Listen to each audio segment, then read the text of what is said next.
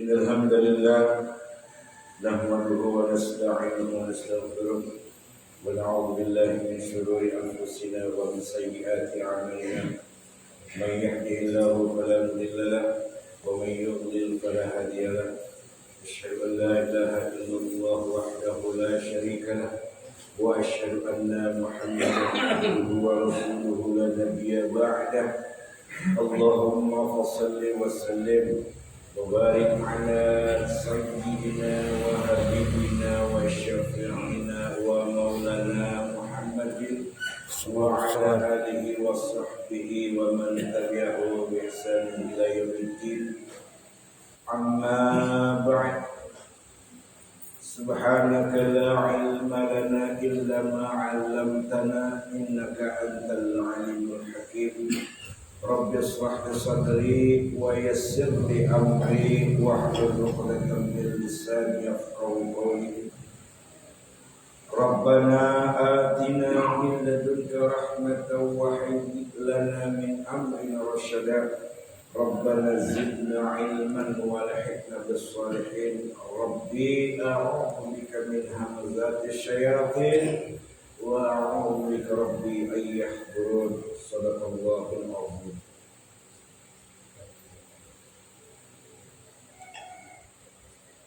Alhamdulillah, segala puja dan puji hanya milik Allah Rabbul Alamin.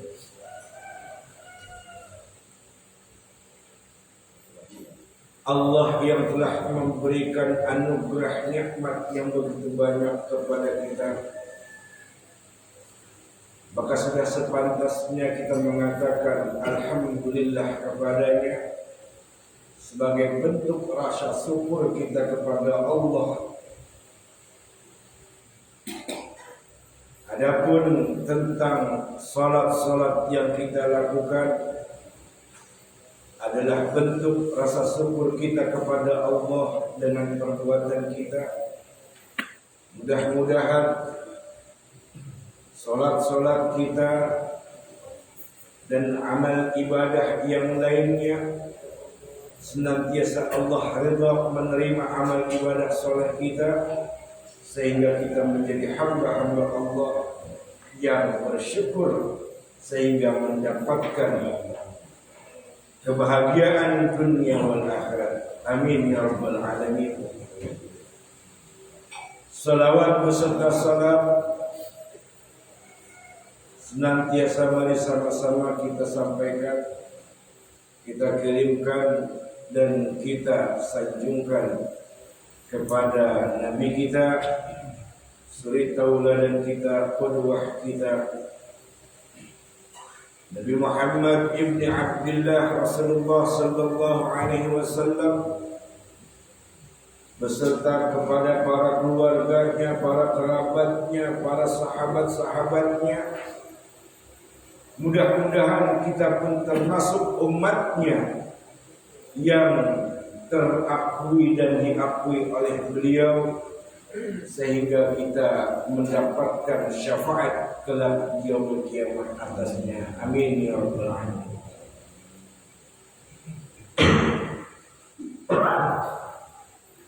Alhamdulillah, tentunya kita kembali untuk kesekian kalinya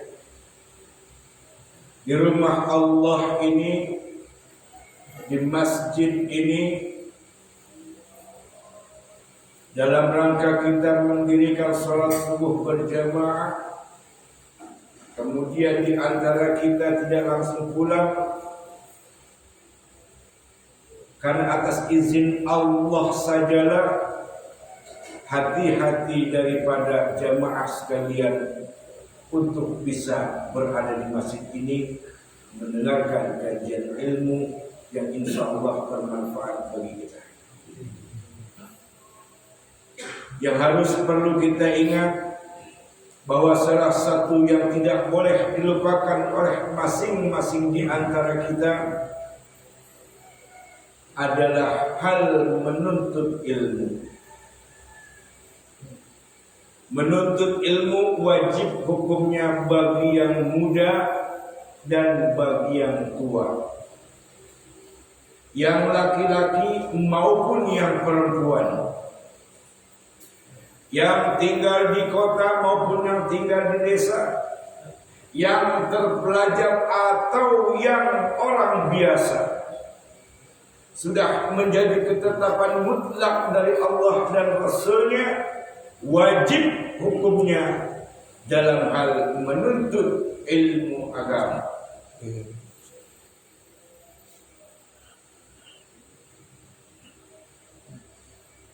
Melanjutkan kebersamaan kita dalam mengkaji kitab Al-Kabair yang disusun dan yang ditulis oleh Al-Imam Az-Zahabi rahimahullah. Kitab Al-Kabair sebagaimana yang kita ketahui adalah kumpulan catatan yang ditulis oleh Imam Az-Zahabi tentang dosa-dosa besar.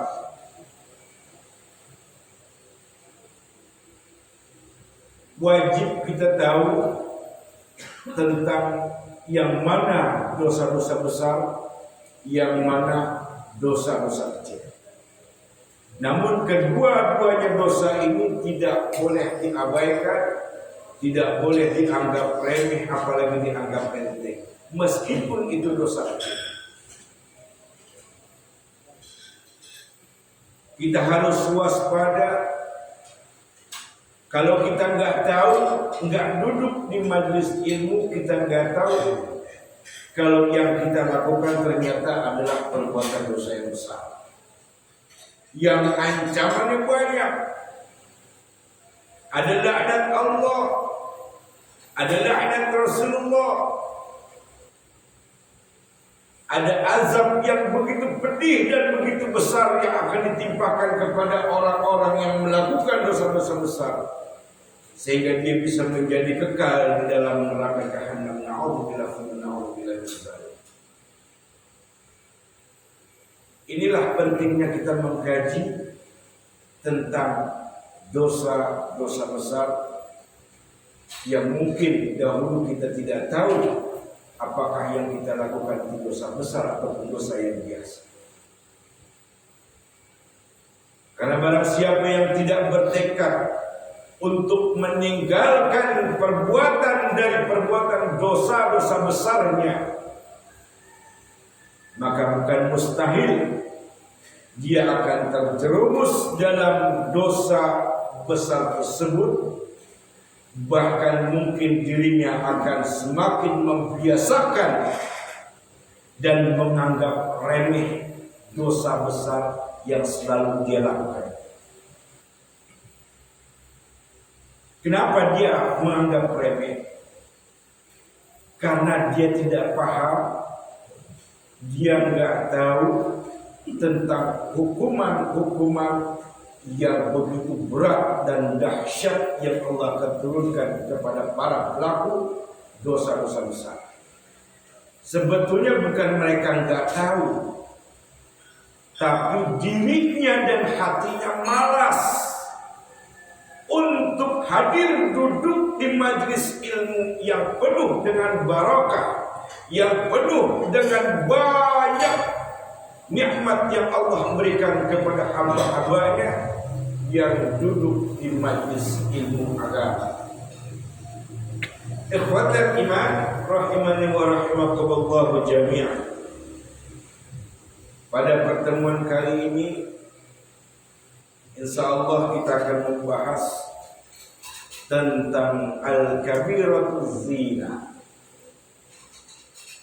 Dosa besar zina.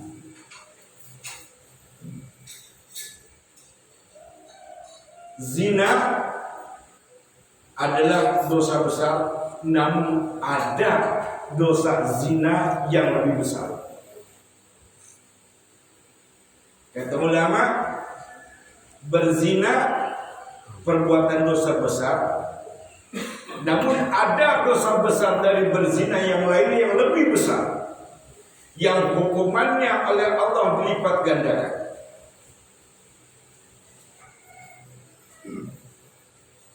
Dosa zina itu yang dianggap besar, yang lebih besar, yang dianggap nanti akan lipat gandakan hukumannya, azabnya oleh Allah Subhanahu wa taala. Seperti zinanya seseorang bersama ibu kandungnya, lalu zinahnya seseorang kepada saudari putri kandungnya, saudari dari adik kandungnya atau kakak kandungnya. Kemudian dosa yang lebih besar dari berzina ini adalah ketika dia berzina dengan bibinya. Ini dosa ini lebih besar daripada zina kepada perempuan yang lain selain yang bukan mahram. Jika masih dalam keadaan mahramnya, dosanya dilipat gandakan oleh Allah Subhanahu wa taala. Bahkan di dalam hadis riwayat Imam Ahmad yang sahih, Nabi sallallahu alaihi wasallam bersabda, seseorang yang berzina dengan wanita-wanita yang masih mahramnya, dengan ibunya, dengan saudara kandungnya, dengan bibinya, maka hendaknya pelaku dosa itu dihukum dengan hukuman dibunuh. Tegas Rasulullah menyatakan hal ini. Hadis riwayat Imam Ahmad yang diakui sahih oleh para ulama hadis. Pelaku dosa yang lebih besar dari berzina, dia menzinai ibu kandungnya, menzinai saudara kandungnya yang perempuan, menzinai bibinya. Maka dengan tegas Rasulullah katakan dalam sabdanya, maka hendaknya dia dihukum dengan hukum dibunuh. Ikhwatal iman, ada zina yang berkaitan dengan kemaluan, namun ada pula zina yang terjadi pada selain kemaluan. Sebagaimana hadis yang diriwayatkan oleh Imam Bukhari dan Muslim, bahwasanya zina itu tidak berkaitan dengan kemaluan saja, tapi kepada selain kemaluan pun. Imam Bukhari dan Imam Muslim menjabarkan tentang sabda Rasulullah sallallahu alaihi wasallam, di mana Nabi sallallahu alaihi wasallam bersabda, Innallaha kataba 'ala ibni Adam hazahu minaz zina adraka dzalika la mahala. Sesungguhnya Allah Subhanahu wa taala menetapkan bahwa di antara ketergelinciran anak cucu Adam adalah berzina. Hadis Nabi ini sahih, riwayat Bukhari wal Muslim, bahwasanya sudah menjadi takdir Allah, ketetapan Allah, bahwasanya anak cucu Adam banyak yang tergelincir pada perbuatan dosa zina.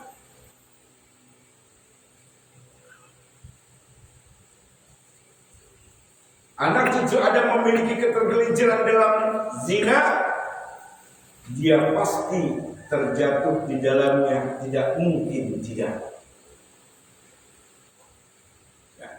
Jadi anak cucu Adam yang sudah memang ditakdirkan oleh Allah, yang sudah menjadi ketetapan Allah, adalah sudah dipastikan banyak yang tergelincir dalam zina dan pasti terjatuh di dalamnya, tidak mungkin tidak. Ini kata Nabi sallallahu alaihi wasallam. Lo kenapa Allah harus menetapkan takdir seperti itu? Karena Allah punya hak kepada hamba-hambanya, siapa yang diberi petunjuk, siapa yang tidak diberi petunjuk. Allah punya hak mutlak kepada siapa orang yang disesatkan, kepada siapa orang yang diberi jalan yang lurus, jalan yang Allah ridhai. Kemudian Nabi sallallahu alaihi wasallam melanjutkan, fazinal ainin nazar.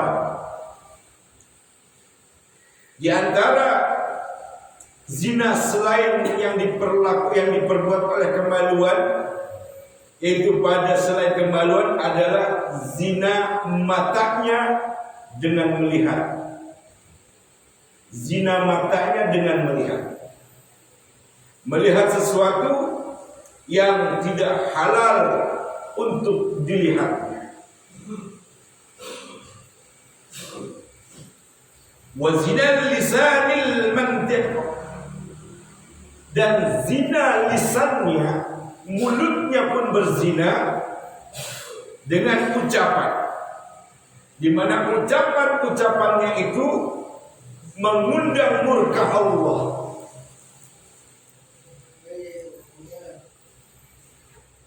Wa nafsu tatamanna wa tashtahi, dan jiwanya selalu berharap. Jiwanya selalu berharap dan bersyahwat. Tidak dimungkiri, kata para ulama, setiap manusia jiwanya pasti punya hasrat untuk mau melakukan zina. Kalau orang yang normal, manusia yang normal, laki-laki punya hasrat kepada perempuan, perempuan punya hasrat kepada laki-laki. Kalau laki-laki dengan laki-laki punya hasrat, ada yang keliru pada dirinya. Itu enggak normal. Bukan laki-laki tulen namanya.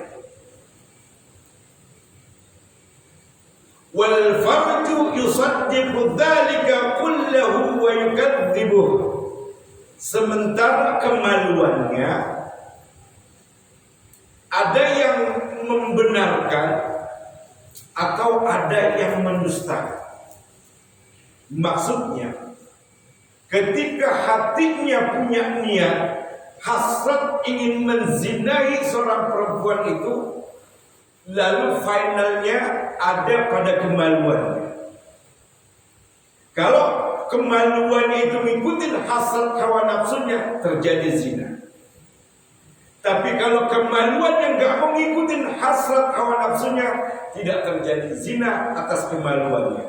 Yang berzina hanya matanya, mulutnya, ya, lalu hatinya yang berzina. Bisa dipahami ini, Pak? Halo? Bisa dipahami? Jangan sia-siakan di majlis ini dengan tidur. Nanti pulang nggak bawa ilmu ya. Ya, jadi begitu. Kalau udah yang namanya zina, finalnya itu ada di kemaluannya. Kadang kan begini, hasratnya pengen banget nih nyetubuhin perempuan ini. Tapi sebagai finalnya, itu kemaluannya mau apa enggak melakukan itu. Kalau kemaluannya itu dituntun oleh iman, maka tidak akan terjadi perzinahan atas kemaluan. Itu pasti dirasakan oleh kita masing-masing. Benar Pak? Pasti dirasakan oleh kita masing-masing. Hati kita pengen, jangankan sama orang lain, sama istri kita ini yang sah aja dah. Lihat istri kita tidurnya bukan main, pakai baju transparan, hati pengen nempel di badannya, tapi kemaluannya nggak mau, dan nggak kepengen, kan nggak terjadi akhirnya. Begitu.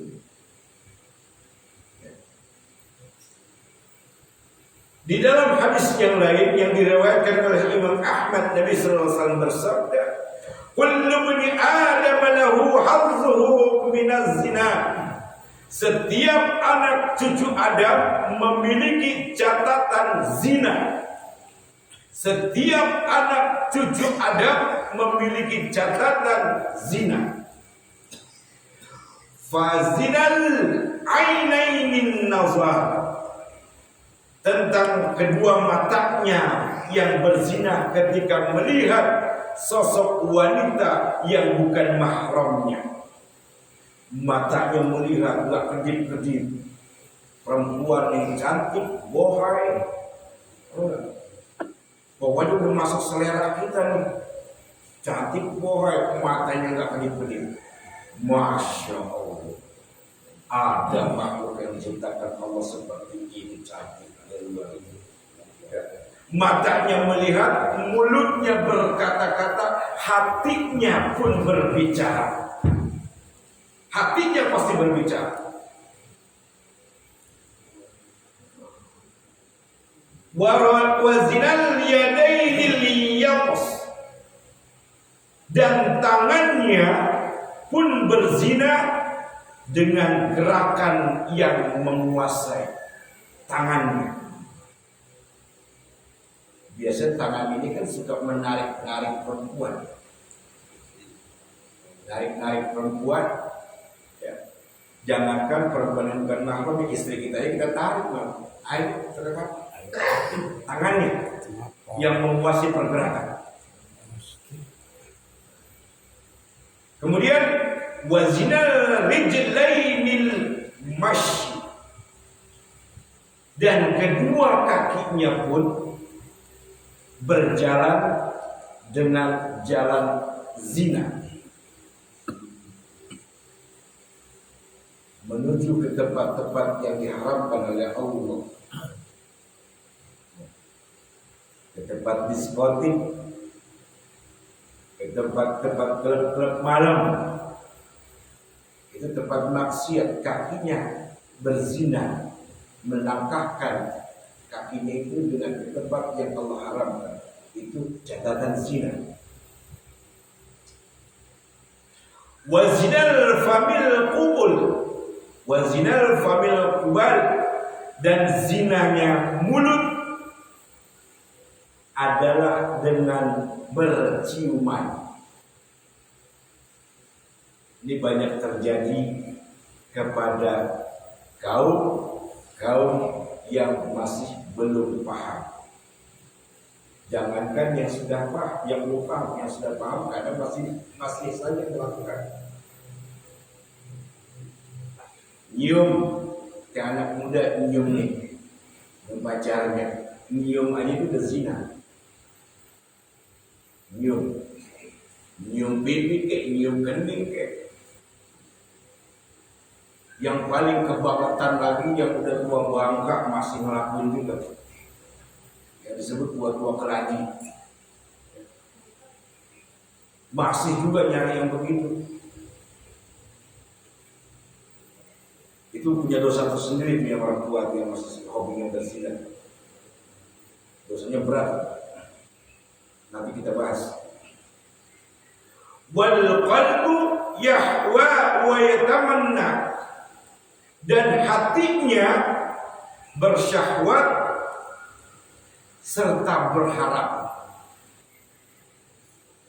Wa yusaddiqu dzalika aw yukadzibuhul farju, dan kemaluannya lah yang mau mengikuti dari kalbunya yang bersyahwat dan berharap pengen berat ngerasain, atau kemaluannya lah yang akan mendustakannya. Ikhwatal iman, dari kedua hadis Nabi sallallahu alaihi wasallam ini bahwa sesungguhnya istilah zina itu juga bisa berlaku pada selain kemaluan, juga bisa berlaku pada anggota tubuh yang lainnya yang disebutkan oleh Nabi sallallahu alaihi wasallam. Baik matanya, tangannya, kakinya, mulutnya, hatinya.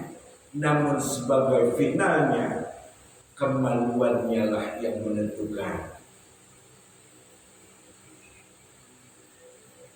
Ikhwatal iman rahimani wa rahimakumullah jami'an.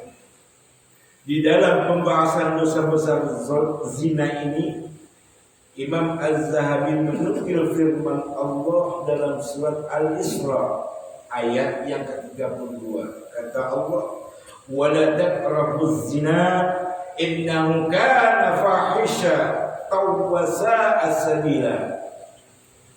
Jangan kalian mendekati zina.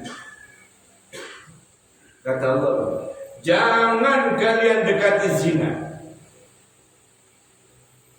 Dalil ini begitu keras. Mendekati zinanya saja sudah diharamkan oleh Allah, apalagi melakukan. Ngedeketin aja, nyamperin aja udah diharamkan oleh Allah. Itu belum melakukan, baru menyamperin. Sudah diharamkan oleh Allah Subhanahu wa taala. Namun apabila dalil Quran ini, firman Allah ini diingkari, maka dia termasuk pelaku dosa besar. Walaupun dia belum melakukan, tapi sudah mau mendekati,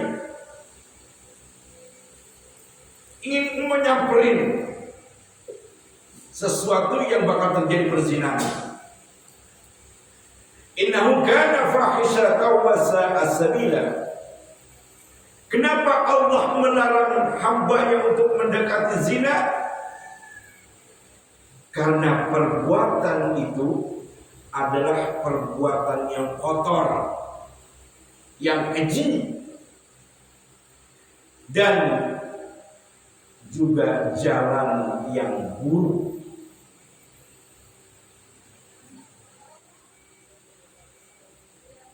Ikhwatal iman, oleh karenanya agama Islam yang Allah turunkan kepada hamba-hambanya di atas muka bumi ini sesungguhnya agama yang sangat benar, agama yang sangat mendidik kedisiplinan manusia, agama yang membawa keselamatan bagi manusia yang memeluk agama Islam, keselamatan dunia, keselamatan wal akhirat. Islam melarang kepada kaum wanita muslimah keluar dari rumah dengan tidak menutup auratnya. Dilarang oleh Islam bagi kaum perempuan muslimah yang kalau keluar rumah tapi dia nggak menutup auratnya. Dilarang sebetulnya oleh Islam. Kemudian Islam melarang wanita muslimah menggunakan pakaian yang transparan ketika keluar rumah, atau menggunakan pakaian yang membentuk lekuk tubuhnya dari dadanya, pinggulnya, rambutnya terbuka, berpakaian tapi nggak berpakaian, pakaiannya ketat, celana pakai celana legging, baju ketat, kadang-kadang pakai ukensi, keluar rumah. Islam melarang. Kemudian Islam melarang kepada wanita muslimah yang keluar dari rumahnya dengan memakai wangi-wangian. Lalu Islam melarang kepada kaum wanita muslimah yang apabila dia berpergian dengan laki-laki yang bukan mahramnya. Kalau Islam sudah menetapkan larangan ini, namun masih dilanggar oleh wanita-wanita yang mengaku muslimah, maka dia termasuk wanita muslimah yang mengingkari perintah Allah Subhanahu wa taala. Kalau orang tuanya membiarkan, maka orang tuanya pun juga termasuk orang tua yang ingkar kepada perintah Allah Subhanahu wa taala.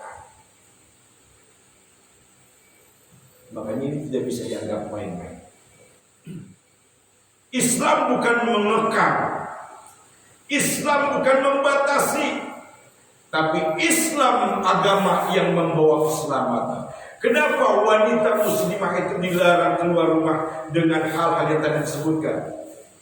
Maksud dan tujuannya adalah sebetulnya agama Islam ini ingin memuliakan kaum perempuan.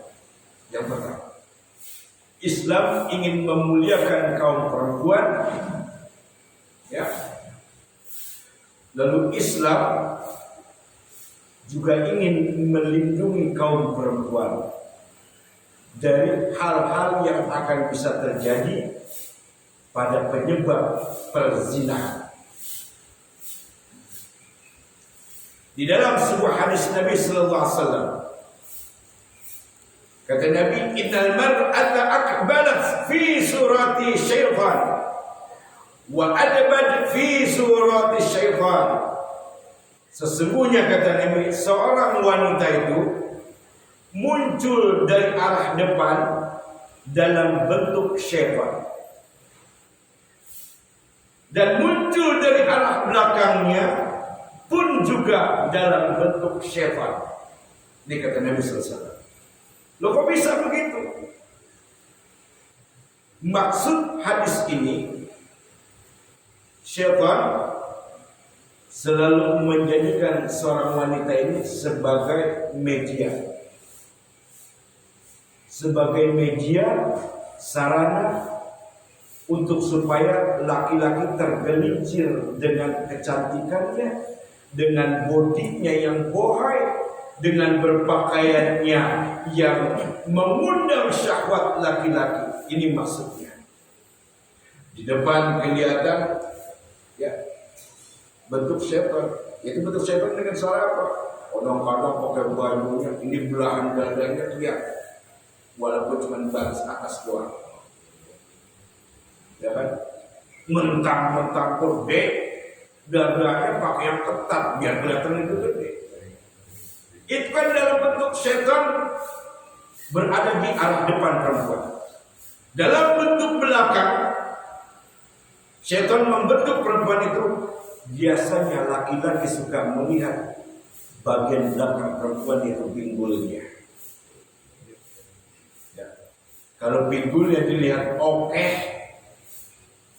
tergiurlah hatinya berhasrat untuk ingin nyedengin, kalau bahasa Nabi bilang nyedengin. Nah, ikhwatal iman rahimani wa rahimakumullah jami'an.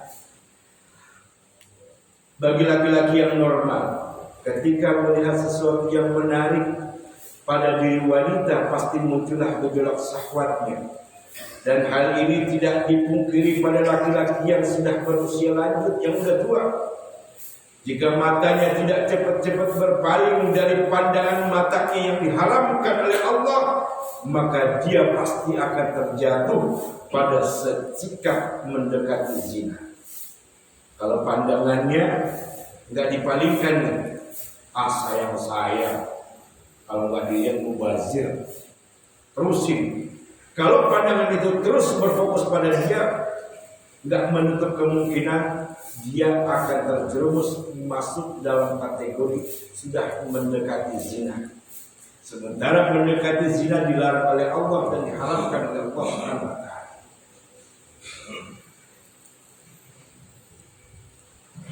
Kemudian Imam Az-Zahabi kembali memasukkan firman Allah dalam Al-Quran untuk sebagai penguat bahwa dosa zina itu perbuatan dosa besar.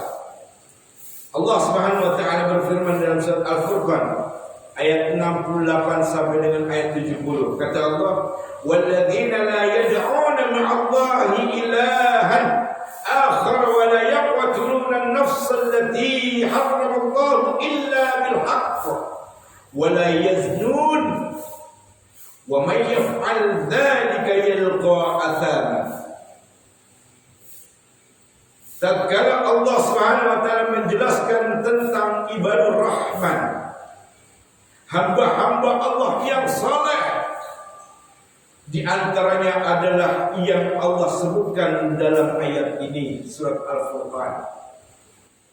Hamba-hamba Allah yang saleh, yang ibadur rahman, di antara kriterianya juga adalah mereka tidak melakukan kesyirikan, tidak menyembah selain kepada Allah.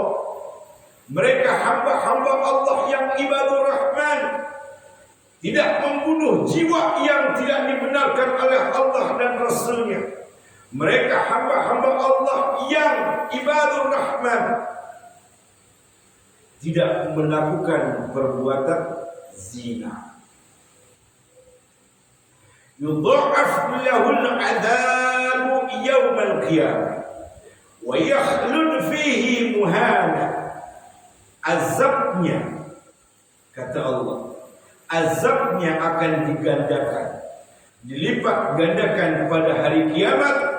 Siksaannya akan dilipat gandakan, dan saat dia sedang ditimpa oleh azab tersebut, dia kekal dalam keadaan terhina saat diazab hari itu.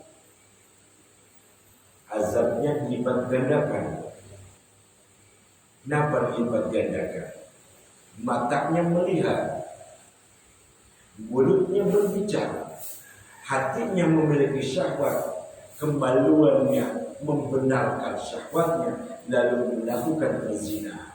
Mendekatinya saja sudah dilarang, lalu dia melakukan perzinahan, double dosanya. Maka azabnya dilipat gandakan oleh Allah Subhanahu wa ta'ala.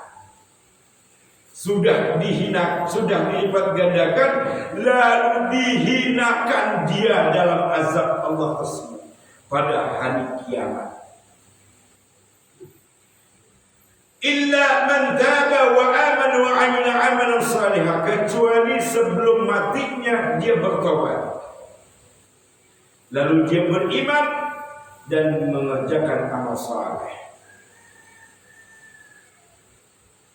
Kemudian dalam surat An-Nur Allah katakan, az-zaniyatu waz-zani fajlidu kulla wahidin minhuma mi'ata jaldah wa la ta'khudhukum bihima ra'fatun fi dinillah. Pezina perempuan dan pezina laki-laki yang dia masih lajang, dia melakukan perzinahan dan ketahuan atas perzinahan yang dia lakukan, maka cambuklah mereka masing-masing dengan 100 kali cambukan. Jangan kalian berbelas kasihan pada pelaku itu, kata Allah. Jangan kalian punya rasa iba, jangan kalian punya rasa kasihan kepada para pelaku zina. Cambuk dia dengan 100 kali cambukan, kata Allah. Saat menegakkan agama Allah, fi dinillah, di dalam menegakkan kebenaran yang diperintahkan oleh Allah Subhanahu wa ta'ala. Apabila dia bersalah, maka harus mutlak dia disalahkan. Apabila Allah memberikan hukuman yang seperti itu, maka harus dilakukan hukuman seperti itu, dicambuk. Jangan punya rasa kasihan, kasihan masih muda kan, 100 campukan banyak banget, satu kali aja mungkin udah merah kali badan kaki. Ini 100 kali cambukan, masya Allah. Jangan punya rasa belas kasihan, kata Allah. Kenapa? Biar pelakunya jerah, nggak melakukan lagi. Sebab kalau punya rasa iba, rasa kasihan kepada pelaku itu, ini nggak menutup kemungkinan akan lebih banyak lagi pelaku-pelaku zina yang lainnya. Dan nanti akan dianggap lumrah, yang akan dianggap enteng oleh manusia kalau hukum Allah tidak ditegakkan di atas muka bumi ini. Ikhwatul iman rahimani wa rahimakumullah, ketahuilah oleh kita bahwasanya dampak dari perbuatan zina, ini dampaknya dari perbuatan zina adalah Enggak jelas nanti kalau anak yang lahir dari perbuatan zina itu nasabnya enggak jelas. Akibat perbuatan zina lalu lahir seorang anak, maka anak ini dampak nasabnya enggak jelas. Makanya disebutkan oleh Allah tadi di awal-awal, perbuatan zina adalah perbuatan yang keji, yang kotor, dan merupakan jalan yang buruk. Ini maksudnya. Berzina,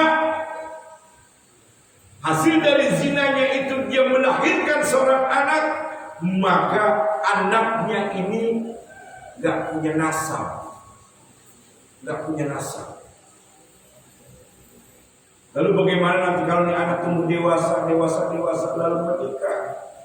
Kalau laki-laki nggak ada wali sah, tapi kalau perempuan nggak ada wali untuk yang menikahkan, nggak bisa kalau perempuan. Ini yang harus diperhatikan oleh kita. Adapun ketika sepasang remaja dia melakukan zina sebelum pernikahan yang sah menurut syariat, dia melakukan zina, lalu hamil, kemudian dinikahkan sama orang tuanya. Kalau dia nggak bertobat sebelum pernikahan itu, maka pernikahannya kata ulama itu tidak sah. Kata ulama pernikahannya itu tidak sah. Tetap nanti anak yang dilahirkan itu masih belum jelas asalnya. Ini kata ulama. Sepasang remaja berzina, lalu perempuannya hamil di luar nikah, kemudian karena aib bagi orang tuanya maka dinikahkan sepasang remaja dinikahkan. Kata ulama kalau pernikahannya itu sebelum pernikahan itu dia nggak bertobat kepada Allah, kata ulama, maka pernikahannya itu tidak dianggap sah oleh Allah Subhanahu wa taala. Tidak dianggap sah. Dan status anak yang dilahirkan itu tidak bernasab, belum ada nasabnya. Ini penjelasan ulama. Rasulullah SAW bersabda, la yazni zani hina yazni wa huwa mu'min. Tidaklah pezina seorang laki-laki dan perempuan melakukan zina. Saat dia melakukan zina, maka imannya sedang dalam, tidak ada pada dirinya. Kemaksiatan apapun dilakukan oleh manusia, maka saat kemaksiatan itu dilakukan, maka imannya terlepas pada dirinya. Bayangkan apabila sepasang laki-laki dan perempuan melakukan zina, lalu kemudian mati dalam perzinahan itu, berarti dia mati dalam tidak membawa iman, alias su'ul khatimah, lalu dia mati dalam keadaan kufur.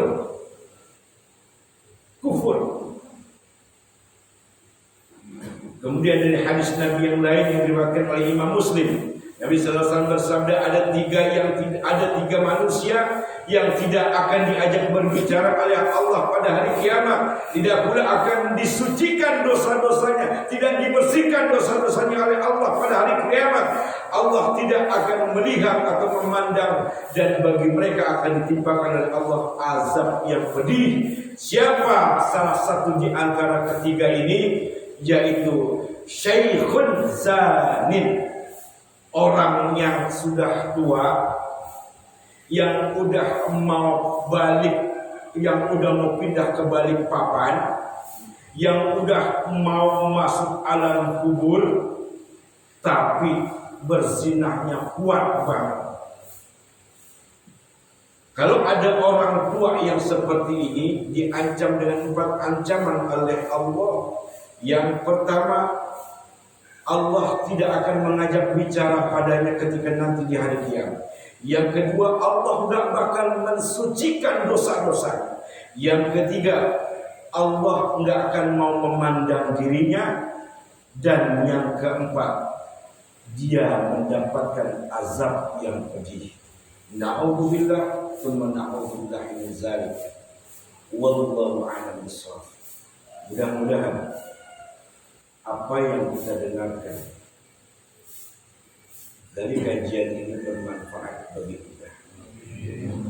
Kita yang punya anak perempuan, wanti-wanti, jangan sampai dibebaskan. Hati-hati. Karena perzinahan itu bisa terjadi, ada medianya, ada sarananya, ada sumbernya. Kalau nggak ada medianya, nggak ada sarananya, nggak mungkin perzinahan itu terjadi. Nggak mungkin. Karena ada media, karena ada sarana, karena ada hal yang untuk dilakukan, maka itu sudah pasti terjadi.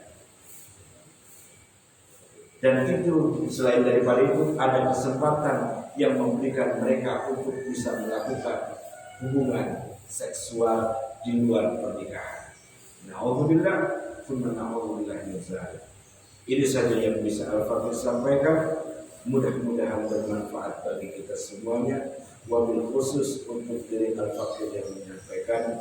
Mohon maaf apabila masih banyak terdapat kekurangan, kesalahan, kekhilafan. Adapun dalam bentuk kesalahan, kekhilafan dan kekeliruan, Al-Fatih mohon ampun kepada Allah Subhanahu wa taala, dan Al-Fatih mohon dibukakan pintu maaf yang seluas-luasnya. Mudah-mudahan sekali lagi bisa dipahami. Subhanallahumma wa bihamdika asyhadu an la ilaha illa anta astaghfiruka wa atubu ilaik. Wassalamu alaikum warahmatullahi wabarakatuh.